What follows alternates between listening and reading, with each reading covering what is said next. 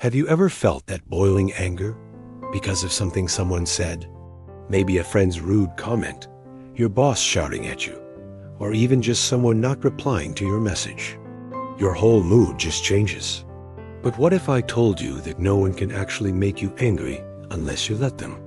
This is the story of a man who used to get angry at everyone and everything, but one meeting changed his life.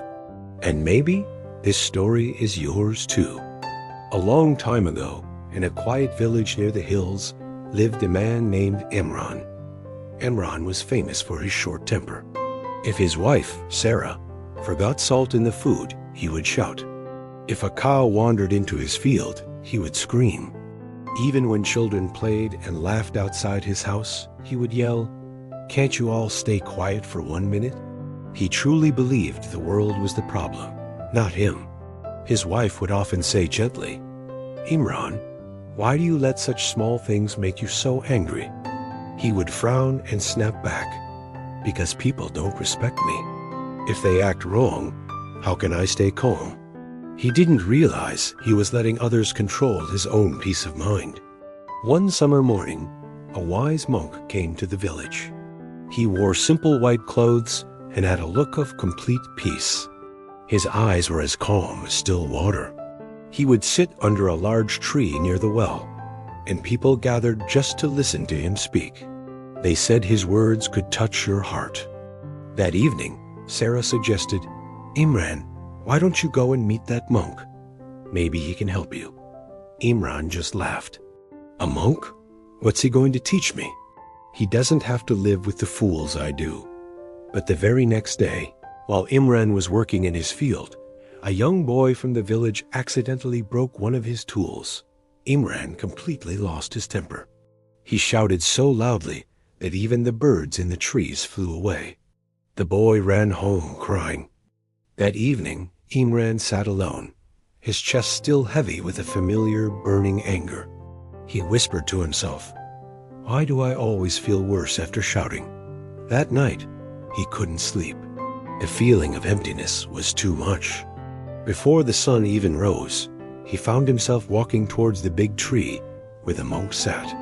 The monk was there, sitting quietly with his eyes closed, just listening to the morning birds. Imran stood there for a while, then finally spoke. "Teacher, I'm tired.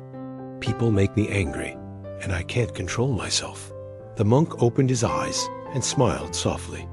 "Sit down, my friend," he said.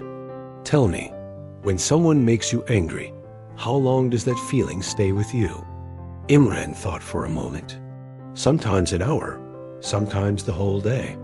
The monk nodded. "And how do you feel after the anger goes away?" Imran sighed. "I feel empty and tired." The monk explained, "Yes, because anger burns the person who holds it, not the person it's aimed at." He picked up a small bowl of water. "See this water? It's calm right now. But if I shake it, you can't see your reflection. That's how your mind works. When it's disturbed by anger, you can't see anything clearly." Imran asked, "So, should I just stay silent when someone insults me?" The monk smiled. "No, you must learn to respond, not to react. There's a very big difference. When someone throws dirt at you, you have a choice. You can either catch it, or you can step aside. The choice is always yours." The next morning, the monk asked Imran to bring him a pot of water and a handful of sand. Imran did as he was told. "Now, boil the water," said the monk. As the water began to bubble aggressively, the monk asked, "Can you touch it now?" "No," Imran said. "It's far too hot." The monk smiled. "That is your anger. When your emotions are boiling, you cannot touch your own peace." Then he dropped a spoonful of sand into the pot. "The sand makes the water dirty," he said. "That is your mind when you react." He then carefully poured the hot, sandy water into another bowl and let it sit. After a while, the sand settled at the bottom, and the water became clear again. "See?" the monk said. "When you stop reacting, your mind settles, and you can see life clearly again." Imran sat there in silence.